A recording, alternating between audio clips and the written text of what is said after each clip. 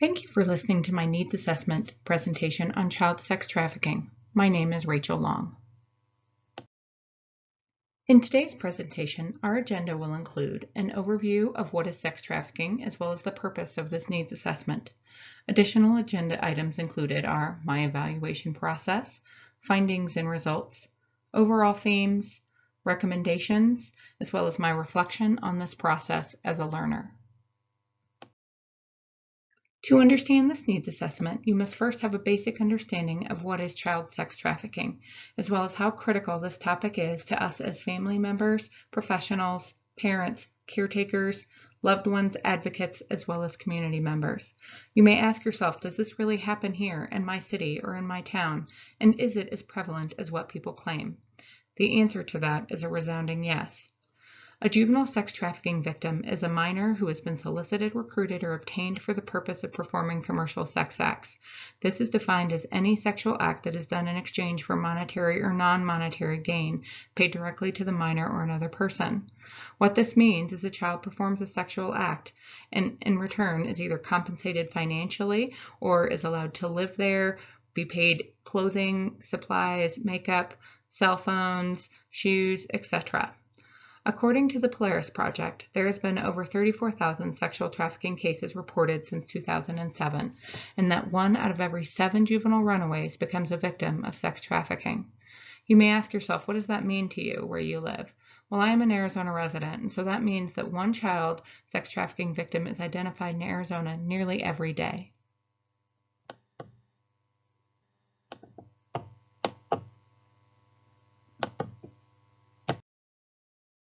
Some common warning signs include either signs of physical abuse such as burns, marks, bruises, or cuts. A child who is overly tired and falls asleep in class. Do they have overly sexualized behavior? Are they less appropriately dressed than before? Do they display suddenly expensive clothing, accessories, shoes, phones? Do they have a new tattoo? Do they have expensive clothing? Have they talked recently about an older boyfriend or new friends that with a different lifestyle or potentially gang involved? Some common risk factors also include children who have been victims of abuse, either physical, emotional, or sexual abuse. Do they frequently run away?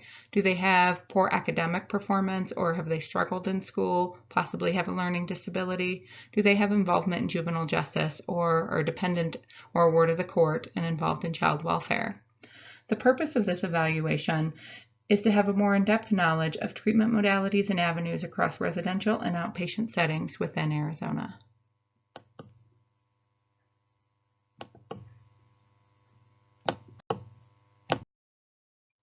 My data collection process included identifying 7 agencies that provided both residential as well as outpatient services to survivors of sex trafficking. These organizations were Streetlight, Mingus Mountain Academy, Intermountain Health Centers, Jewish Family Children's Services, as well as an organization called Sold No More. Questions were created in 3 categories: an overall agency questions for those that provided outpatient services, as well as questions to those that provided residential services. I had 5 agencies that participated in the interviews, 2 for outpatient services and 3 for residential services. Questions included ages served, length of time of the program, modalities used, as well as if they served only victims of sex trafficking and any patterns of behavior of survivors. Findings for this needs assessment included commonalities between agencies, trends in outpatient services, trends in residential services, as well as overall findings.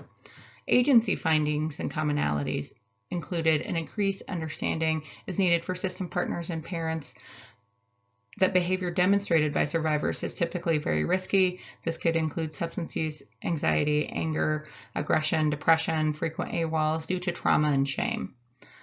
Additional items that were highlighted is that resiliency is noticed as the greatest strength for survivors, and common challenges included reintegrating and continuing to attend services when the journey of healing becomes very difficult.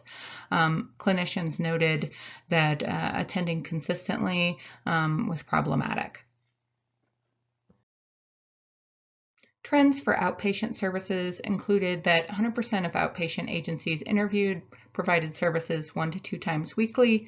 Of those agencies interviewed, 100% also indicated that engagement and follow-through is a struggle, as noted in the previous slide.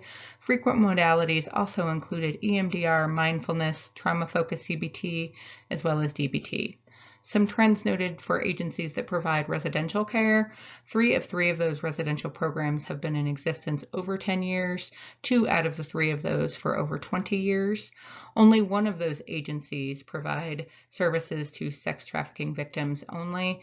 The other 2 agencies provide additional residential services and support to kiddos that have other behavioral health challenges. Of those agencies that provide residential care, 3 of 3 use a strength-based approach when working with clients, and 2 of the 3 provide trauma-focused CBT groups 2 to 3 times each week. In regards to population, primarily females are served between the ages of 13 to 17, and 2 out of the 3 of those facilities.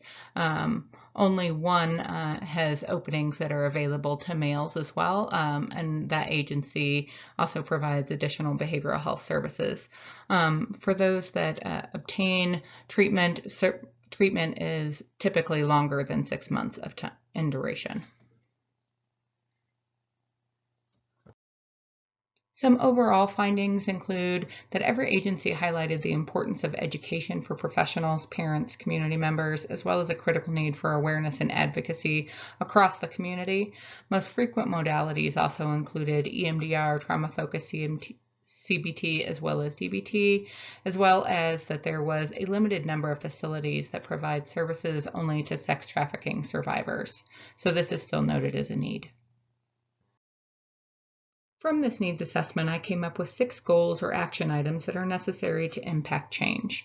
These include that all mental health agencies have required training to increase awareness of sex trafficking, including common phrases and warning signs. The second would be trainings completed to generate awareness and potential policy revision with my own agency. I'm currently in a leadership role and believe that we need to add this as a component of our training curriculum.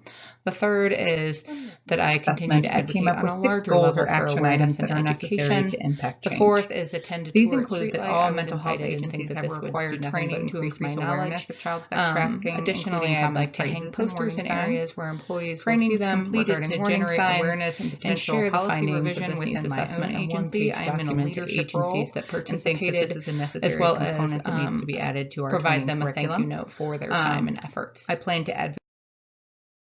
As I reflect upon this experience, I feel very fortunate to have worked in this field for a few years and able to have some connections that were able to assist with this project and hooking me up with the right people to talk with to get the information that I needed. In regards to barriers, I did face a couple.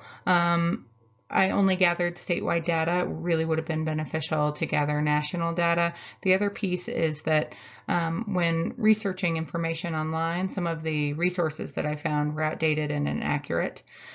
In this learning process, I feel like I have gained a lot of knowledge in regards to resources, education that is available to not only professionals but also to families that can be shared. The other piece is it improved my knowledge and really highlighted that within my place of employment that we really need to do a better job on educating our professionals on warning signs and what to look out for. Thank you for your time and for reviewing my presentation on child sex trafficking.